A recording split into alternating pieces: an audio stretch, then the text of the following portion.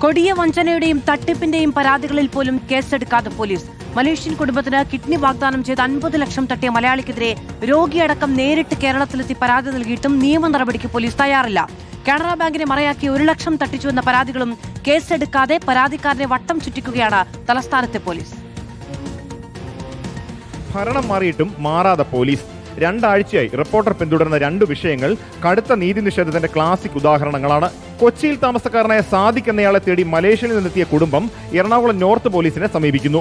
കുടുംബനാഥന് kidney നൽകാമെന്ന് പറഞ്ഞ സാദിഖ് 50 ലക്ഷം വാങ്ങിയിട്ട് 2 വർഷമായി. കിഡ്നിയുമില്ല, ഇപ്പോൾ പണവുമില്ല.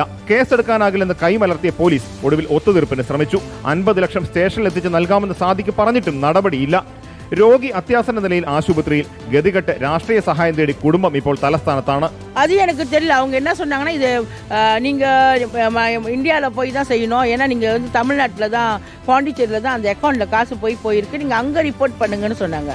കാനറ ബാങ്കിലെ ഉദ്യോഗസ്ഥൻ ചമഞ്ഞ് ലോൺ എടുത്ത് നൽകാമെന്ന് വാഗ്ദാനം ചെയ്ത് 94,000 രൂപ തട്ടിയെന്ന പരാതിയുമായി ഫ്രാൻസിസ് എന്ന ടാക്സി സർവീസ് നടത്തുന്നയാൾ 2 ആഴ്ചക്കിടെ കയറിയിറങ്ങിയത് 4 പോലീസ് സ്റ്റേഷനുകൾ. ഒടുവിൽ ഒരാഴ്ചയായി വിഷയം പരിശോധിക്കുന്നുവെന്ന് പറഞ്ഞ വട്ടപ്പാറ സ്റ്റേഷനിൽ നിന്ന് ഇന്നലെ വിളിച്ചറിയിച്ചത് സൈബർ സ്റ്റേഷനിലേക്ക് പോകാൻ. പിന്നാലെ വിളിച്ച് വീണ്ടും സ്റ്റേഷനിലെത്താൻ അറിയിച്ചു.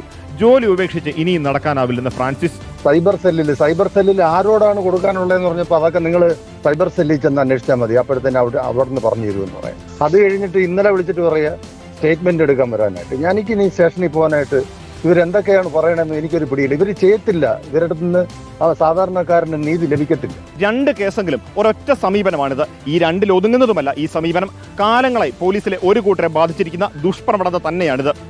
മാറുന്ന കാലത്തും ഇത് തുടർന്നാൽ പുതിയ സർക്കാരിനും ബാധ്യതയാകുമെന്ന മുന്നറിയിപ്പ് കൂടിയാണ് ഈ കേസുകൾ. നിതിൻ സേവ്യറിനും ഗോപാൽ ശീല സനലിനുമൊപ്പം അനിൽ ഇമ്മാനുവൽ, റിപ്പോർട്ടർ, തിരുവനന്തപുരം.